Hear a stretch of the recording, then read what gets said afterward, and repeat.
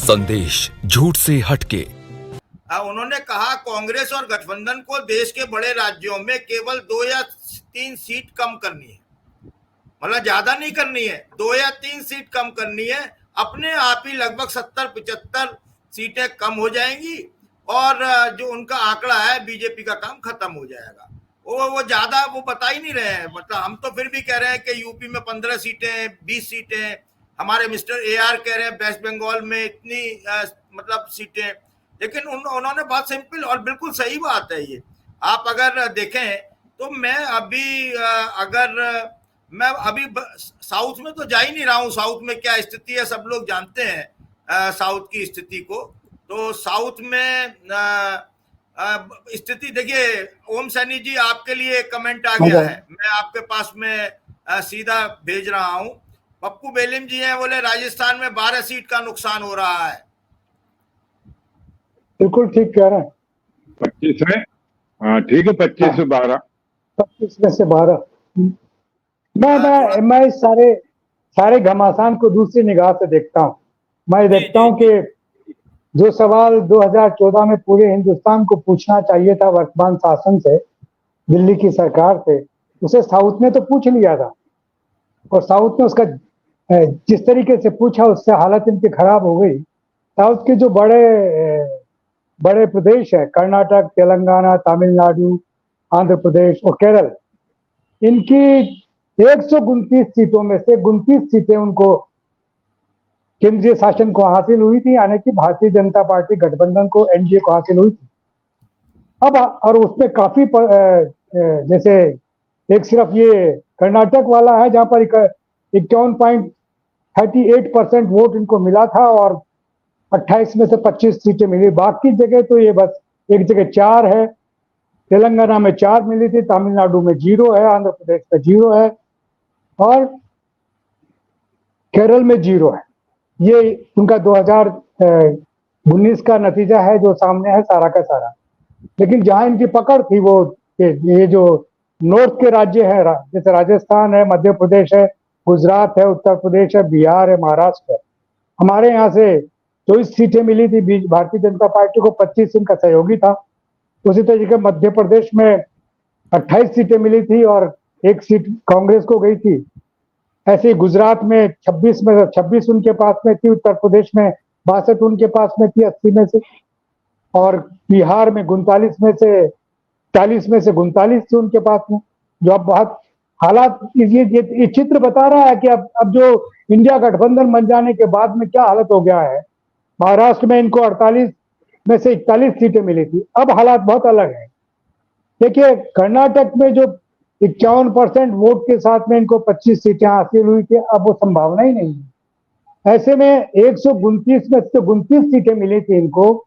इस बार वहां पर उनको अगर 10 सीटें भी मिल जाए तो बहुत बड़ी बात होगी। केरल में वो ईसाई और वो कैथोलिक और वो हिंदुओं के कॉम्बिनेशन से अपनी जगह बनाने की कोशिश कर रहे हैं, वहां कुछ नहीं हो रहा। तमिलनाडु में छोटे दलों के साथ में गठबंधन बनाने की चेष्टा कर रहे हैं, वहां भी कुछ नहीं हो रहा। कर्नाटक में तो आप देख ही रहे हैं कि क्या हालत है। तो ऐसी स्थिति में अगर ये जो बड़ा इधर का जो 248 सीटें थी उत्तरी भारत के अंदर, जो मैंने बताया आपको कि राजस्थान, मध्य प्रदेश, गुजरात, उत्तर प्रदेश, बिहार और महाराष्ट्र, उन 248 में से इनको 220 सीटें मिली थी। तो 220 सीटों में से अब इनके पास में 100 सीटें भी आ जाएं तो बहुत बड़ी बात होगी। कहीं कुछ संभावना ही नहीं है, क्योंकि 2014 में जो सवाल साउथ ने पूछा था और उसका जवाब दे नहीं पाए थे, इस बार उत्तरी भारत इंडिया गठबंधन बन जाने के बाद में जो सवाल पूछ रहा है और जो एक के बाद में एक जो खिलाफ चंदे का धंधा वाला जो सिलसिला सामने आया है, तो कितना भी आडंबर कर लें, कितनी भी नौटंकी कर लें, लेकिन ये स्टैंड कर नहीं पाएंगे कहीं पर भी, हर जगह। राजस्थान का देखिए, मैं क्या बोल रहा हूँ, हमारे श्रोता ही हमारे देखने वाले ही बोल रहे हैं कि 8-10 सीटें तो बड़ा सीधा है। मैं कहता हूँ कि 8-10 नहीं, चीजें बहुत आगे बढ़ के जाएंगी, जिनको कि बड़े चमत्कारिक तरीके से चीजें सामने आएंगी। तो ये सब चीजें बताया नहीं है किसी ने भी।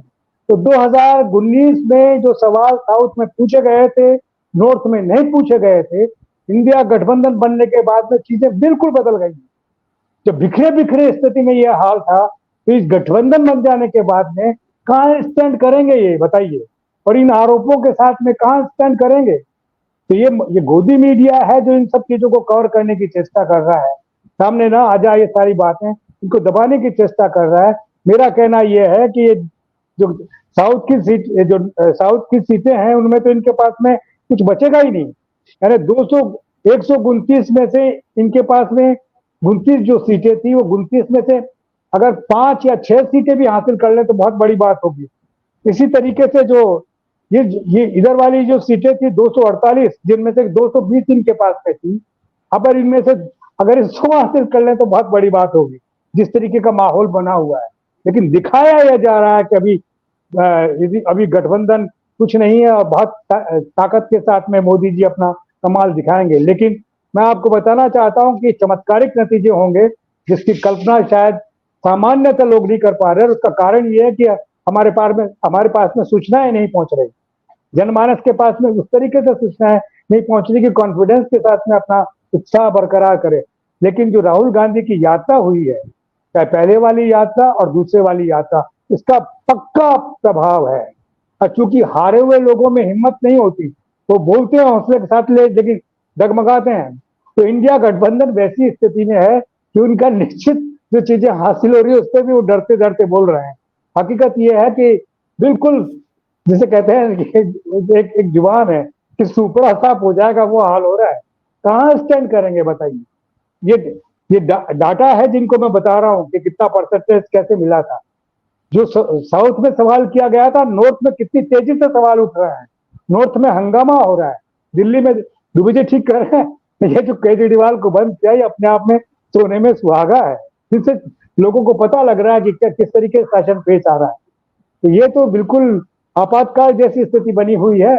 मुझे मिसेस गांधी का वो सारा दृश्य याद है जो उस वक्त हुआ था, और उसी तरीके से जिस तरीके से लोगों ने फिर वोट किया तो देखते रह गए थे लोग। उन लोगों को अंदाज नहीं था जो लड़ रहे थे कि हमें किस तरीके से वोट मिलेगा। तो ऐसी स्थिति में मैं नहीं समझता कि इनके पास में कुछ रहने की संभावना है। और कितने भी विभाजन के बावजूद, कितने भी टूट के बावजूद, इंडिया गठबंधन प्लस ही प्लस में नजर आता है। महाराष्ट्र के अलावा कहीं दूसरा सिलसिला ही नहीं है।